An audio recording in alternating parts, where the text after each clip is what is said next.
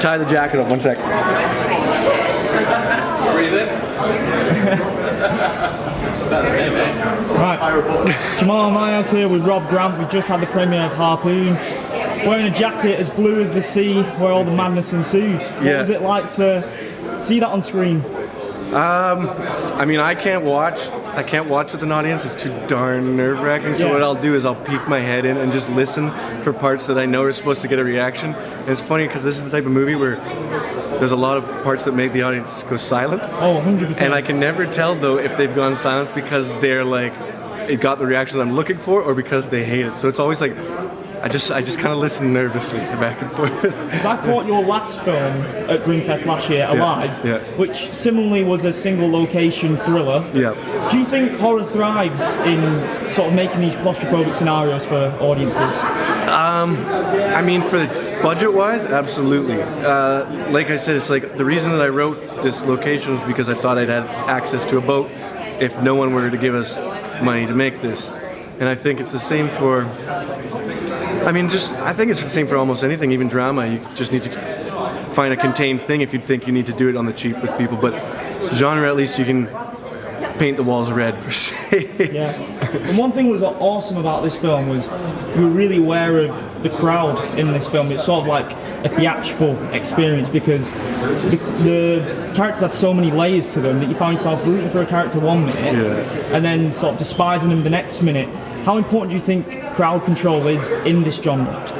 Specifically to I'll even go the subgenre of bad people doing bad stuff, which is kind of this category. It's put it in the same as Shallow Grave, stuff like that.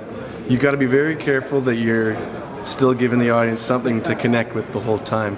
And for us, it turned out that the narration was our in, because for a while the narrator, we did versions where he was judgmental, but we found that made the audiences be more judgmental. And then through trial and error, we learned that he just needed to be presenting these scenarios, and that kind of led the audiences to be a little more open. And then on top of that, we knew that there had to be all these twists and turns, because with one location, 3 characters, there wasn't really any tricks to hide behind. I couldn't do flashy cam work to keep the story interesting. It just had to be, you had to be engaged, and like that's where we just kept layering and layering and layering. So the editing in the film was really cool. Straight from the get-go, it's a very flash sort of intricate start, flashing back to old film reels to tell the characters' backstories, and of course the narrator. How important is the narrator in filling the gaps in this film, and what was the inspiration behind that process as well? Like editing is like my day job, so I always knew like stylistically that there were some interesting choices that I wanted to make here, but I also didn't want the exposition in it to just be delivered as exposition. So that's when we started coming up with, well, how about if we would mess with formats and, you know, different ways that we could do that. And then on top of that, it was just, the narrator was always there so that he delivered the backstory for these 3 friends so that they could just then be free to act as friends without having to be referential to stuff, the way that friends actually have a shorthand. And that was always the key for us, is that friends don't actually be like, hey, remember that time we did this? There's just that like shorthand that they have. And the narrator was our way to get cut through all that stuff. How much do you enjoy pulling the wool over the audience's eyes and sort of setting up a pathway which you think they're going to go on and then doing a complete U-turn?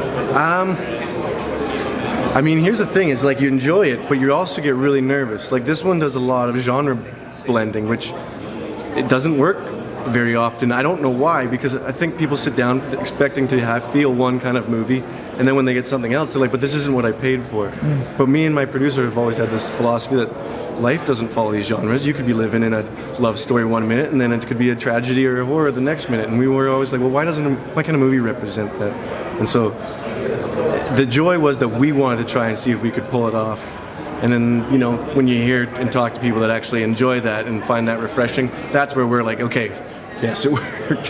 So, because looking at your last film, Alive, that was sort of a look at how dark the depths can go for a human being in terms of physical pain. But this is more emotional pain that human beings can take before going into madness. Yeah. Do you look at those as a big juxtaposition on each other? No, I mean, I didn't do one because of the other.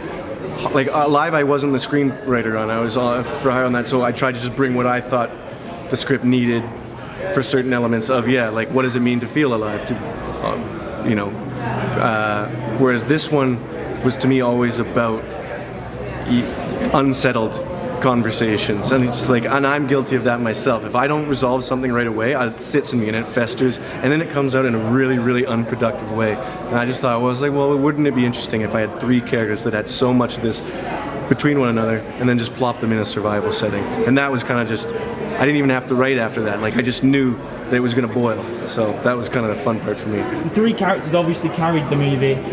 How impressed were you with their performances, and did you find yourself on set just watching in admiration of their work? We only shot, like, I knew I don't do proper like auditions or anything, but I talk to these actors and I look for vulnerabilities, for them willing to be vulnerable. Because like I've said it before, it's like, this is a movie where if we did it wrong, we were all going to look very stupid. And I just needed to find people that were okay with that, because what that does, it allows people to be free and open and honest and try stuff. And so once we got on set, or even in our rehearsals and stuff, I kind of knew that they were going to places, and I didn't have to, like, I was like, oh, okay, yeah. So when you got on set and you just sit at camera and you do a 10-minute scene with in one take and you just let it sit there, you're just hoping that nothing derails. You're too busy on set worrying about so many things that you're not like really able to admire that you got it. You just hope at the end of the day that you have it. But I knew what they were doing was like really solid foundational work, and the second we got in the editing room, I was like, oh, what they did is they took what they needed, they knocked it out of the park. So. We just touched upon the sort of fear of isolation that have come from your past 2 films. I want to know, have you ever been in a situation that's caused you to make these 2 films where you just felt you really want to get out of a scenario and you can't? I mean, I think my general anxiety makes me feel that pretty, but it's never actually a physical location. Right. You know, for me, and I feel like it actually is an extension of these characters. Just like, you know, if you keep postponing something that you need to fix or sort out, and then you end up in this place where it's like, now I feel like I'm trapped. And I just felt like that emotionally translated to the metaphorical confines of the boat. Because the setting is not really the important part. The important part is that they settled this stuff that had never been discussed between the 3 of them, because they just wanted to pretend things were normal. And like that, to me, I can speak to that all the time. I get so overworked, so tired, so stressed that I'm like, everything's fine. And then it becomes a really unproductive, because that stuff, it's not fine.